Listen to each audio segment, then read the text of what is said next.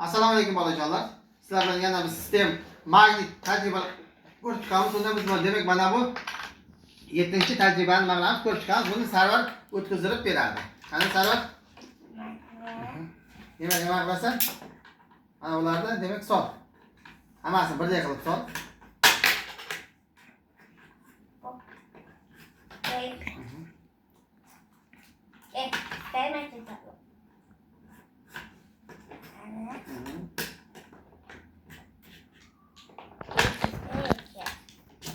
Doğru solda. Endi mana buni nima qilasan? Nima qilmaslik kerak? U tegib turmaslik kerak. To'g'rimi? Mana qo'ysak nima qiladi mana? Asga tushmaydi, o'ynab turadi. Bunisi ham tegmasin-chi? Mana. Demak, bu yerda nima bo'ladi? Nima uchun bir-biriga tegmayapti? Magnet o'zlarining bir xil tomonini qilganda uzoqlashib beradi. Demak, bu nima qiladi? Bir xil qutblar nima qilmaydi?